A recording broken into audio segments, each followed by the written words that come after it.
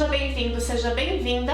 No vídeo anterior eu falei sobre como você verificar se a camisinha não estava rasgada ou furada após a atividade sexual. Claro, não tem como testar a camisinha antes de você fazer sexo, porque se você for colocar a camisinha, colocar água na camisinha ou qualquer outra coisa na camisinha, ou mesmo encher de ar, você desenrolou a camisinha para fazer isso. E aí essa camisinha não serve mais, você não deve colocar a camisinha depois de desenrolar ela inteira. A camisinha tem que ser desenrolada no pênis. Então imagine que você fez sexo com alguém e ou durante a atividade sexual você percebeu que a camisinha rompeu, rasgou, ou depois do sexo você testou a camisinha colocando água, percebeu que tinha uma gotinha, que estava tendo vazamento. O que você pode fazer? Vamos descomplicar? Esse é um dos vídeos mais importantes do canal, e então você já vai deixando o seu like, compartilha com os amigos, compartilha com as amigas, compartilha com a família. Esse é um vídeo que todo mundo precisa ter acesso. Esse conhecimento todo que eu vou passar para vocês é o que é preconizado pelo governo federal, pela Organização Mundial da Saúde. Então fica ligado, não perde nem um minutinho, nem pisque. Se piscar, vai voltar a assistir o vídeo de novo, porque ele é realmente importante para você e para todo mundo. Logo que você terminou a atividade sexual e que você percebeu que a camisinha está danificada, você vai tomar um banho, você e a pessoa que está com você. Vocês vão tomar um banho normal, não vão fazer ducha interna, né?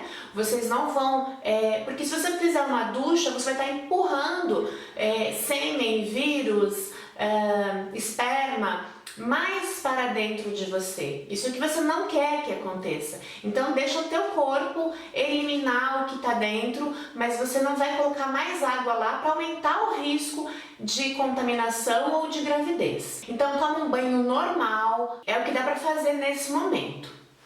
Se você tiver ainda com vontade de continuar a atividade sexual, pode colocar a camisinha e vai continuar a relação. Terminou a relação sexual, você precisa pensar que você pode estar no processo para acontecer uma gravidez ou que você pode contrair doenças sexualmente transmissíveis.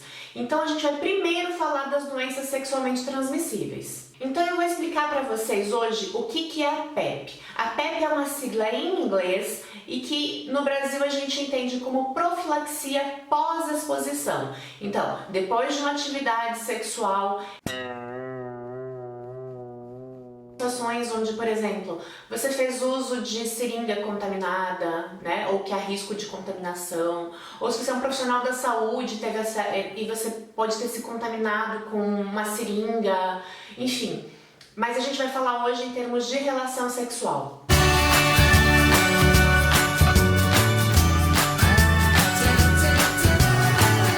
Então, você passou por uma situação de risco de contrair uma doença, você vai procurar um lugar que eu vou indicar agora para você, e o ideal é que você faça isso nas 2 primeiras horas. Mas não deu, não conseguiu procurar nas 2 primeiras horas, você tem que pensar em até 72 horas, você não vai deixar passar do 3º dia, tá? Então em até 72 horas você ainda pode fazer a profilaxia. Você então vai na internet, você vai no site www.aids.gov.br.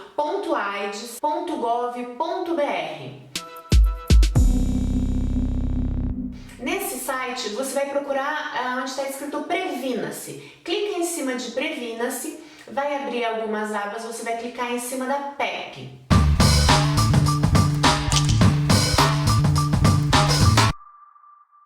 Então você vai escrever o nome da cidade em que você mora e ele vai te indicar quais são os lugares na tua cidade em que você consegue fazer a PEP. Então, como você pode ver, em Curitiba a gente tem o Hospital Oswaldo Cruz e a UPA Matriz, destacados como os lugares adequados para você fazer a PEP. É importante, antes de você ir, tem o telefone ali do lado, dá uma ligadinha e pergunta se eles estão fazendo a PEP lá. Se a tua situação de risco, ela vier a partir de uma situação de violência, de estupro, então você vai procurar, dependendo da tua faixa etária, se você for menor de idade, o Hospital Pequeno Príncipe, se você for maior de idade, você vai procurar o Hospital Evangélico ou o Hospital de Clínicas em Curitiba.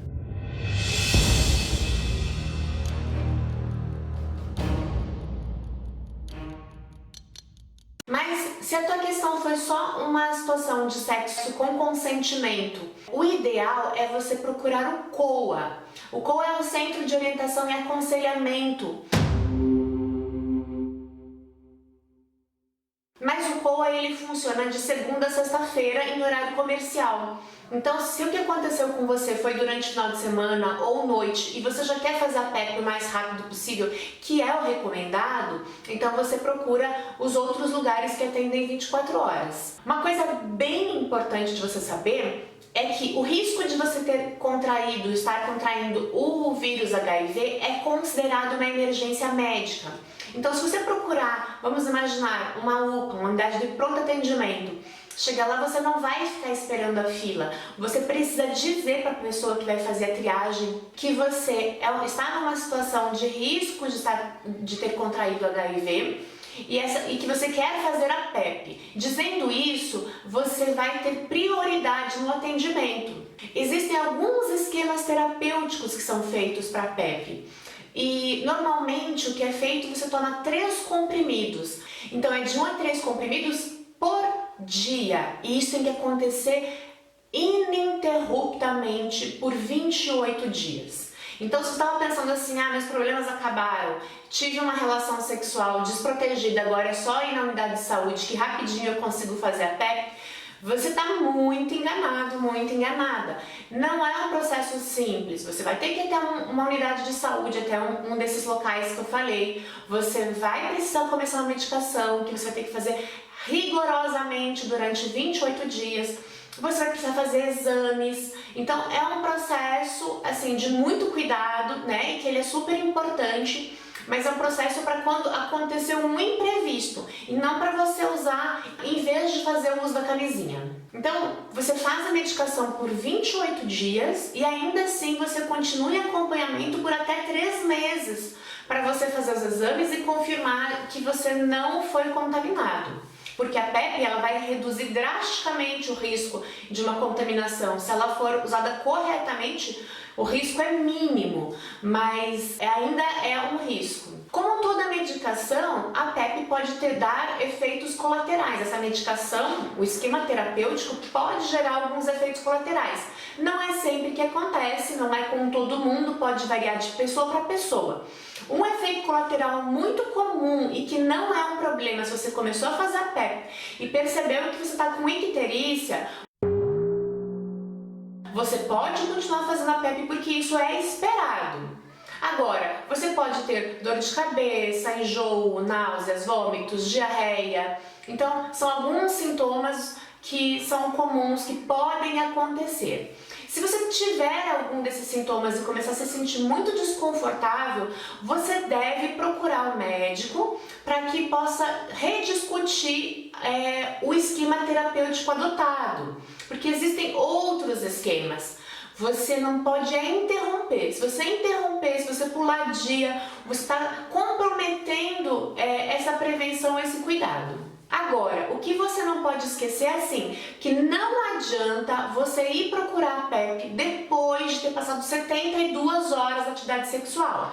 Passou de 72 horas, nem perca seu tempo. Você vai fazer depois o teste rápido para ver se você contraiu o HIV, você vai avaliar se você teve outra contaminação por outras doenças, mas você já não vai mais poder fazer a profilaxia pós-exposição. Se você chegar para fazer a profilaxia pós-exposição, foi feito um teste rápido de HIV e foi descoberto que você já tem o HIV, aí não tem sentido fazer a PEP, aí você vai fazer o tratamento que é destinado a pessoas portadoras de HIV. Mas não mais o tratamento da PEP já não funciona mais. O médico vai discutir com você se você tem indicação de fazer a PEP. Deixa eu dar um exemplo. Imagina que você tem um parceiro fixo, o seu parceiro recentemente fez testes de HIV, fez testes de outras doenças sexualmente transmissíveis e os testes deram ok,